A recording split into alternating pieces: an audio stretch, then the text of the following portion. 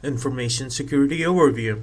Ethical hackers use many different methods to breach organizations' security during a simulated attack or penetration test.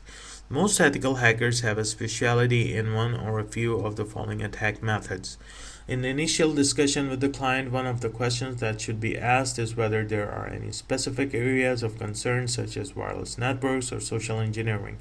This enables the ethical hacker to customize the test to be performed to the needs of the client.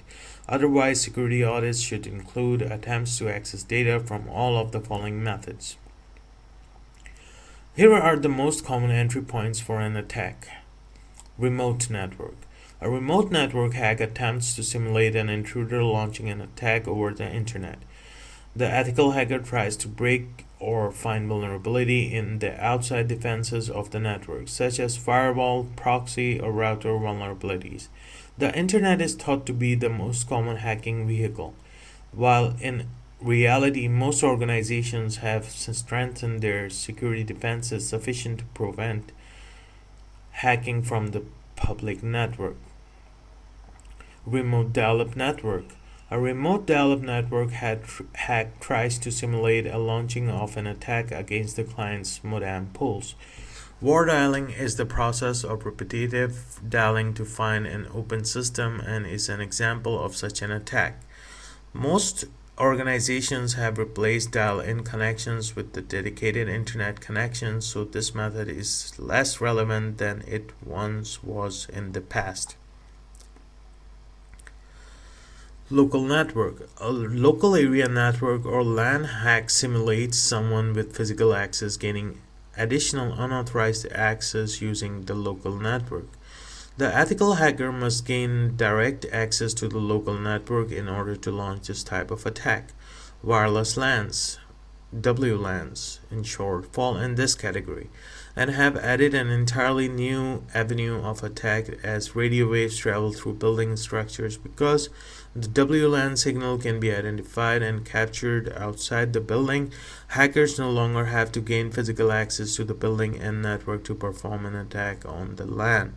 Additionally, the huge growth of WLANs has made this an increasing source of attack and potential risk to many organizations. Stolen equipment.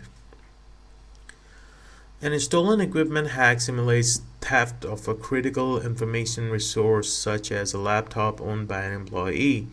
Information such as usernames, passwords, security settings, and encryption types can be gained by stealing a laptop. This is usually a commonly overlooked area by many organizations. Once a hacker has access to a laptop authorized in the security domain, a lot of information such as security configuration can be gathered. Many times laptops disappear and are not reported quickly enough to allow the security administrator to lock the device out of the network. Social engineering. A social engineering attack checks the security and integrity of the organization's employees by using the telephone or face-to-face communication to gather information for use in an attack. Social engineering attacks can be used to acquire usernames, passwords, or other organizational security measures. Social engineering scenarios usually consist of a hacker calling the help desk and talking the help desk employee into giving out confidential security information. Physical entry. A physical entry attack attempts to compromise the organization's physical premises. An ethical hacker who gains physical access can plant viruses, trojans, rootkits, or hardware keyloggers. Physical device used to record keystrokes directly on a system in a targeted network. Additionally, confidential documents that are not stored in a secure location can be gathered by the hacker.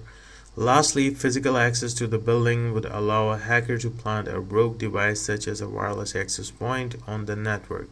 These devices could then be used by the hacker to access the LAN from a remote location.